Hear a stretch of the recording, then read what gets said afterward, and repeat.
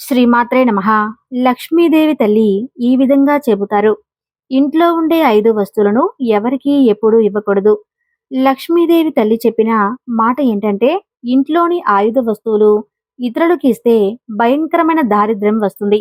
ఇప్పుడు మీకు లక్ష్మీదేవి తల్లి యొక్క ప్రాచీన కథను చెబుతాము.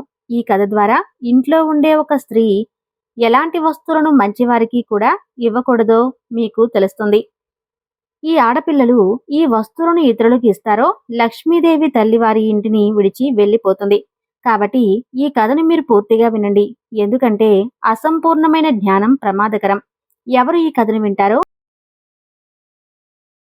లక్ష్మీదేవి వారి ఇంటిని ధన సంపదతో నింపుతుంది. అయితే ఇంకెందుకు ఆలస్యం, కథను ప్రారంభిద్దాం. భక్తితో లైక్ చేయండి మరియు కామెంట్ బాక్స్ లో జై మహాలక్ష్మి అని కామెంట్ చేయండి. దీని ద్వారా లక్ష్మీదేవి ఆశీర్వాదం మీ అందరికీ లభించాలని నేను కోరుకుంటున్నాను. ఇది పూర్వకాలం నాటి కథ.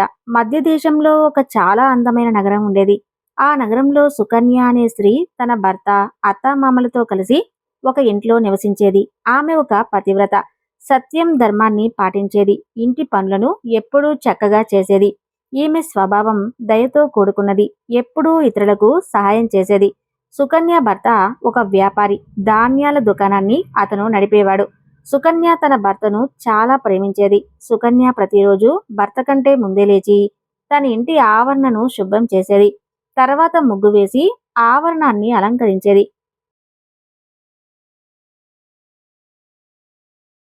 తరువాత తన ఇంటిని శుభ్రం చేసేది. తరువాత స్నానం మొదలైన కర్మలను ముగించుకొని తులసి మొక్కకు నీరు పోయటం, తర్వాత దేవాదేవతలను పూజ చేయటం చేసేది. ఈ విధంగా ప్రతిరోజు ఆమె తన నిత్య కర్మలను చేసేది. సుకన్య ఎప్పుడూ ఇతరులను అవమానించలేదు. అందరితోనూ చక్కగా మాట్లాడేది. అందరూ ఈమెను చూసి సాక్షాత్తు లక్ష్మి యొక్క దైవిక గుణాలు కలిగిన మహిళ ఈమె అని అనేవారు.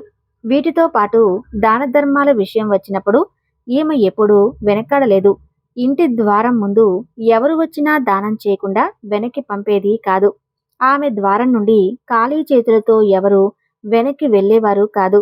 ఆకలితో ఎవరైనా వస్తే కడుపు నింపుకుని వెనక్కి వెళ్ళేవారు. వారంతా ఆమెకు ఆశీర్వాదం ఇచ్చేవారు. అంతేకాకుండా సుకన్య పొరుగువారికి కూడా సహాయం చేసేది. అవసరం ఉన్న వారికి ఏమాత్రం ఆలోచించకుండా సహాయం చేసేది. అందువల్ల పొరుగువారు కూడా ఆమెకు ఎక్కువ గౌరవాన్ని ఇచ్చేవారు. ఆ ప్రజలు ఇలా అనేవారు, సాక్షాత్తు అన్నపూర్ణేశ్వరీదేవి ఈమె రూపంలో జన్మించింది. అందరూ ఈమె గురించి మంచిగానే మాట్లాడుకుంటున్నారు. కానీ ప్రజలు ఈ మాటలను విని సుకన్య ఎప్పుడూ అహంకారంతో నడుచుకోలేదు. అందరికీ గౌరవం ఇచ్చి మాట్లాడేది. ఇక్కడ ఒకరోజు ఏమి జరుగుతుందంటే, పక్క ఇంటి ఒక మహిళ వీరి ఇంటికి వస్తుంది. అప్పుడు సుకన్య ఇలా అంటుంది, చెల్లెలు, నీకు ఏదైనా అవసరం ఉంటే చెప్పు, నేను నీకు ఇస్తాను. అప్పుడు ఆ మహిళ ఇలా అంటుంది, మా ఇంటికి చాలా మంది అతిథులు వచ్చారు. నేను భోజనం వండుతున్నాను. అందువల్ల నాకు రొట్టెలు చేయటానికి రొట్టెల పీట మరియు పెనం కావాలి. కొద్ది సమయం వరకు ఈ వస్తువులను నాకు నువ్వు ఇస్తే నాకు చాలా సహాయం అవుతుంది అని, పని పూర్తయిన తర్వాత నేను నీకు తిరిగి ఇస్తాను అని ఆ మహిళ చెబుతుంది. సుకన్య ఈ విధంగా అంటుంది, చెల్లెలా, ఇందులో పెద్ద విషయం ఏముంది? ఇప్పుడు నాకు రొట్టెలు చేసే పెనం మరియు పీట అవసరం లేదు. నువ్వు వాటిని తీసుకువెళ్ళు. తరువాత సుకన్య వంటగదికి వెళ్ళి రొట్టెలు చేసే పెనం మరియు పీటని తెచ్చి ఈ మహిళకు ఇస్తుంది. ఆ మహిళ వాటిని తీసుకొని ధన్యవాదాలు తెలియజేసి అక్కడ నుండి తన ఇంటికి వాటిని తీసుకుని వెళ్తుంది. కొద్ది సమయం తర్వాత మరొక స్త్రీ సుకన్య ఇంటికి వస్తుంది.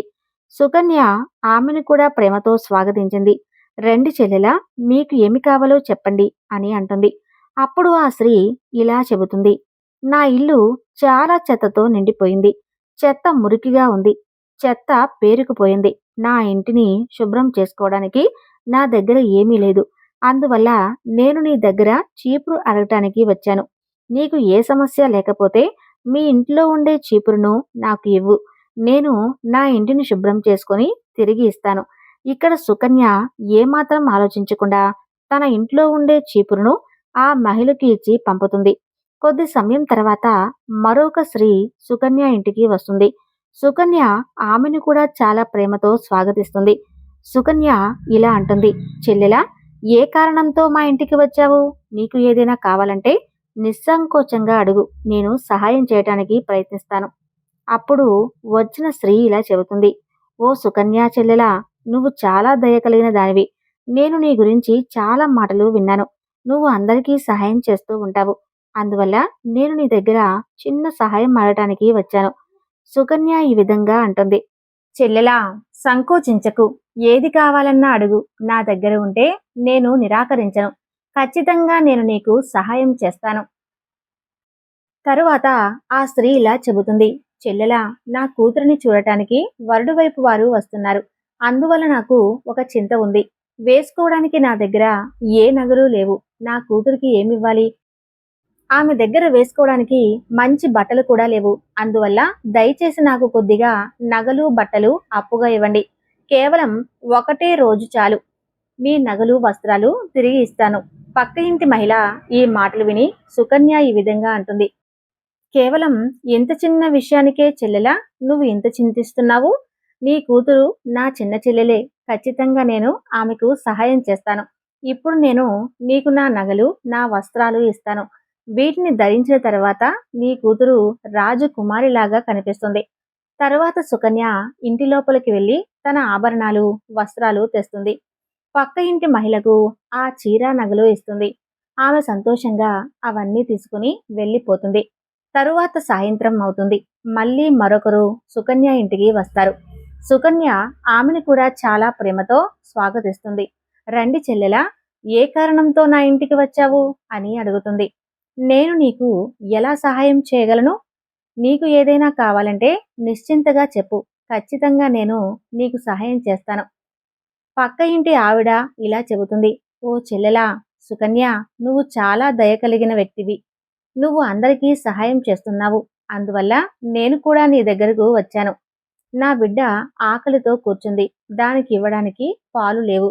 అందువల్ల నేను నీ దగ్గర డబ్బు అడగటానికి వచ్చాను. కొద్దిగా పాలు దొరికితే పెద్ద సహాయం అవుతుంది. సుకన్య ఇలా అంటుంది, ఇందులో పెద్ద విషయం ఏముంది చెల్లెలా? ఇప్పుడు నేను పాలు తెచ్చి ఇస్తాను. ఇక్కడే ఉండు. తరువాత సుకన్య వంటగదిలోకి వెళ్ళి పాలు తెచ్చి ఆ చిన్నారికి ఇస్తుంది.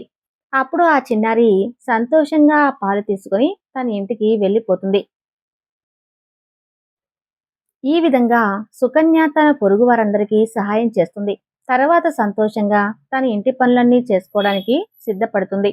రాత్రి అవుతుండగానే ఆమె భర్త ఇంటికి తిరిగి వస్తాడు. సుకన్య తన భర్తకు నమస్కరిస్తుంది. రాత్రి భర్త భార్య సంతోషంగా పడుకుంటారు. మరుసటి రోజు ఉదయం లేవగానే ఒక చెడ్డ వార్త వారి చెవిన పడుతుంది. ఒక వ్యక్తి పరుగు పరుగున సుకన్య ఇంటికి వస్తాడు. సుకన్య భర్తకు ఈ విషయం చెబుతాడు. ఓ అన్నయ్య, నిన్న రాత్రి ఎవరో మీ దుకాణాన్ని దొంగలించారు. అక్కడ ఎలాంటి ధాన్యాలు కూడా లేవు. సుకన్య భర్త ఆ మాట విని భయపడిపోతాడు. పరుగు పరుగున వెళ్ళి తన దుకాణాన్ని చూస్తాడు. అక్కడ ఉండే ధాన్యాలన్నీ ఎవరో దొంగలించి తీసుకు వెళ్ళిపోతారు. దుఃఖంతో నిరాశ చెంది తన ఇంటికి తిరిగి వస్తాడు. తన భార్య అయిన సుకన్యకు అక్కడ జరిగిన విషయాలన్నీ వివరిస్తాడు. దాన్ని విని సుకన్య చాలా దుఃఖంతో ఏడుస్తుంది. సుకన్య ఈ విధంగా అంటుంది, మీరు చింతించకండి. మన ఇంట్లో ఇంకా ఎక్కువ ధన సంపద ఉంది. దీనితో తిరిగి మీరు మీ కొత్త వ్యాపారాన్ని ప్రారంభించవచ్చు. కానీ సుకన్య తన ధన సంపదను చూడటానికి వెళ్ళినప్పుడు అది కూడా పూర్తిగా ఖాళీగా ఉంటుంది. దానితో పాటు ఉండే నగలు కూడా దొంగలించబడి ఉంటాయి. దీన్ని చూసి సుకన్య చాలా దుఃఖపడుతుంది. ఇదంతా ఎలా జరిగిందో ఆమెకు తెలియదు. సుకన్య భర్త ఆమె మీద చాలా కోపం తెచ్చుకుంటాడు. తరువాత అడుగుతాడు, సుకన్య, నిజం చెప్పు. మన ఇంటి లోపల ఉన్న నగలు డబ్బు అంతా ఎక్కడికి పోయింది? సుకన్య ఇలా చెబుతుంది, స్వామి, నేను ఇంట్లోనే ఉన్నాను. నగలు ధన సంపద అంతా ఈ కబోర్డ్లోనే ఉంది. దీన్ని ఎవరు దొంగలించారో తెలియదు. దయచేసి మీరు శాంతంగా ఉండండి. మనం ఏదైనా ఉపాయం ఖచ్చితంగా వెతుకుదాం. సుకన్య భర్త ఈ విధంగా అంటాడు, నువ్వు నిలబడి వేరే వాళ్ళని ఇంటికి పిలిచి ఇదంతా వాళ్ళకి ఇచ్చి వేస్తావు. ఇది దాని ఫలితమే. వాళ్ళలో ఎవరో ఒకరు మన ఇంట్లో ఉండే ధన సంపద అంతా దొంగలించారు. కోపంతో సుకన్య భర్త ఎలా పడితే అలా మాట్లాడతాడు. అత్త కూడా వచ్చి తిట్టిపోతుంది.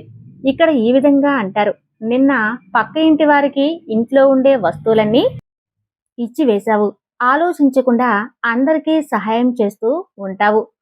అలాంటి దాని దగ్గర ఎవరో ఒకరు ధన సంపదను దోచుకున్నారు. ఇంట్లో ఉండే వారందరూ సుకన్యను చెడు మాటలు అంటారు. తరువాత సుకన్య తన భర్తకు ఒక మాట చెబుతుంది. మీరు చింతించకండి. నేను నా నగలతో కొద్దిగా పక్క ఇంటి ఆవిడకు ఇచ్చాను. నేను ఆమె నుండి తిరిగి తీసుకువస్తాను. తరువాత సుకన్య ఆ పేద మహిళ ఇంటికి వెళ్తుంది.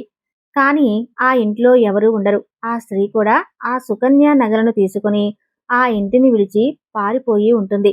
సుకన్య నిరాశ చెంది తిరిగి ఇంటికి వస్తుంది.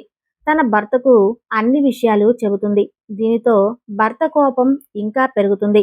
సుకన్య భర్త ఈ విధంగా అంటాడు, ఓ సుకన్య, నువ్వు పెద్ద మూర్ఖురాలివి. నీ కారణంగానే మన ధన సంపద, ఐశ్వర్యం, సిరి సంపద అంతా పోయింది. నీ దాన ధర్మాల అలవాటు కారణంగానే మనకు ఈ కష్టం వచ్చింది. ఇంకా ఇప్పుడు ఈ ఇంట్లో ఉండకు. నువ్వు ఈ క్షణమే ఇంటిని విడిచి వెళ్ళిపో.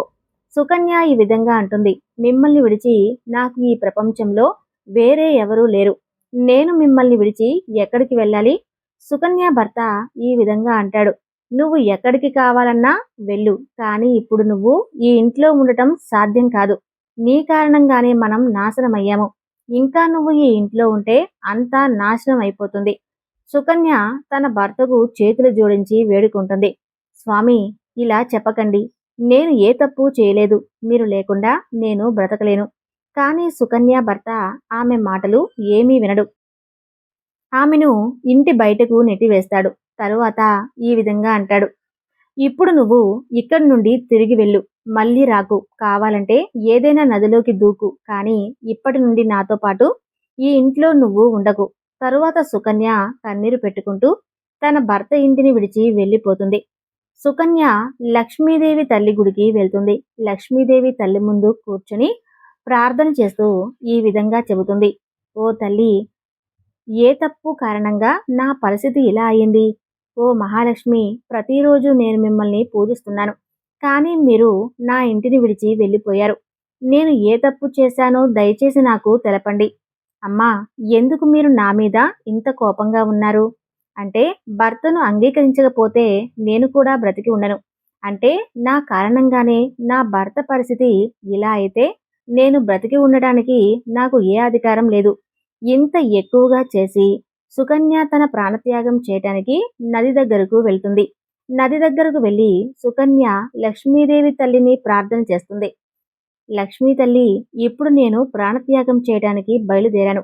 అంటే నా వల్ల నీ పూజలో ఏదైనా లోపం ఉంటే నన్ను క్షమించు. నేను నా భర్త లేకుండా బ్రతికి ఉండలేను. అందువల్ల నేను ఈ నదిలో దూకి నా ప్రాణత్యాగం చేస్తాను.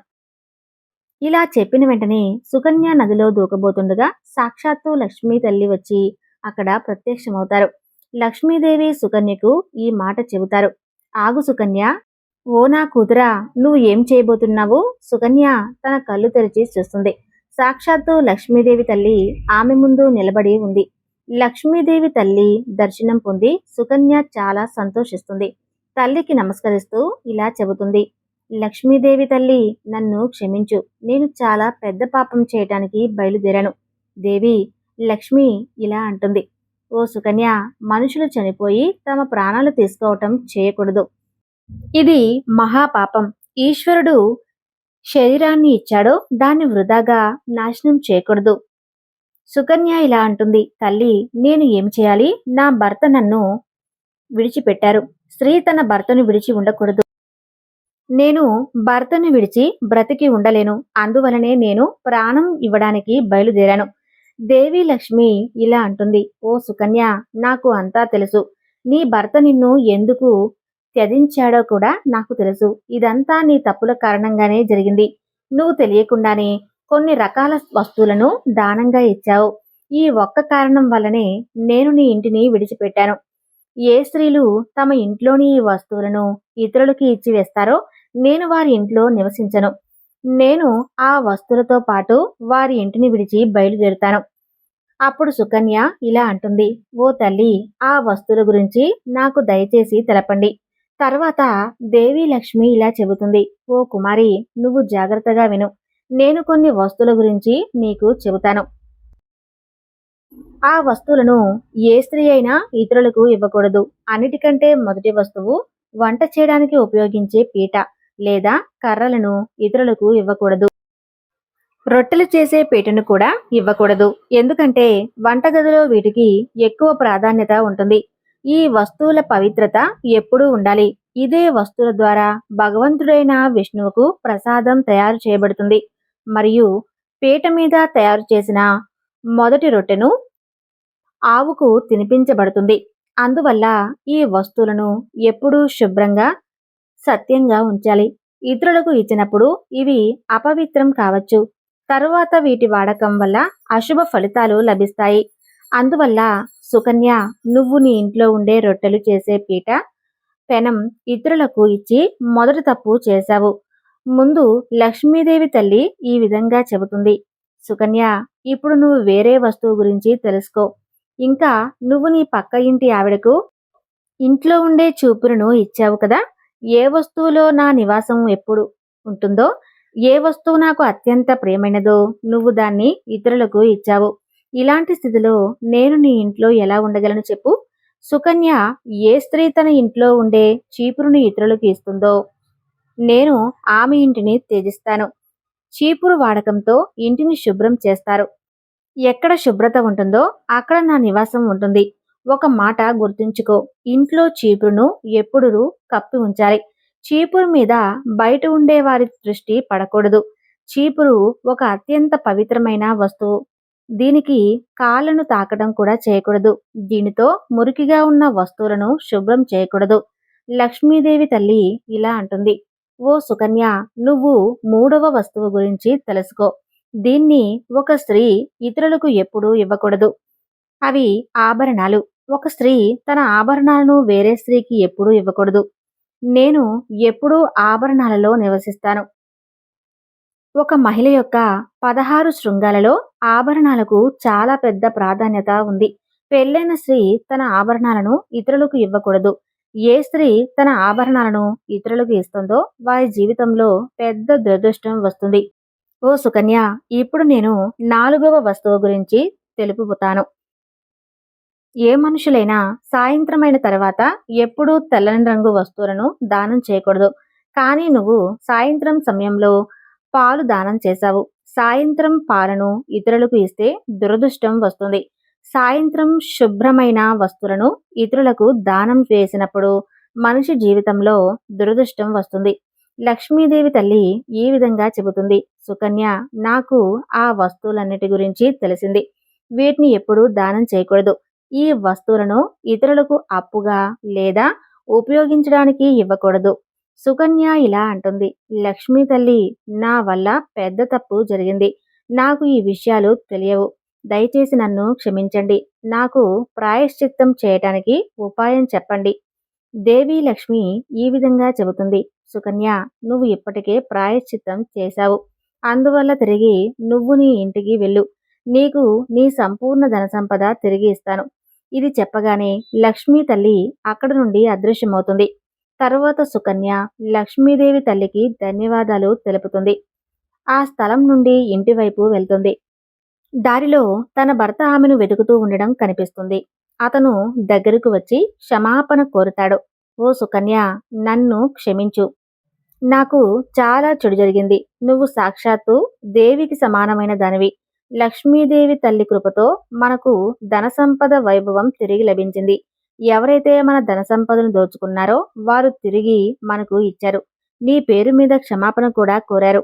ఈ మాట విని సుకన్య చాలా సంతోషించింది. తన భర్తతో పాటు తిరిగి ఇంటికి వస్తుంది. లక్ష్మీదేవి తల్లి కృపతో తిరిగి సుఖ సమృద్ధి ఆమె ఇంటికి వస్తుంది. అందువల్ల సుకన్య తన ఇంట్లో ఉండే ఈ 4 వస్తువులను ఇతరులకు ఇవ్వలేదు. మీకు ఈ కథ నచ్చినట్లయితే లైక్ చేయండి మరియు షేర్ చేయండి. కామెంట్ బాక్స్లో జయ మహాలక్ష్మి అని ఖచ్చితంగా రాయండి. మన కథ నచ్చితే ఛానల్ను సబ్స్క్రైబ్ చేయండి. అందరికీ షేర్ చేయండి. ధన్యవాదాలు.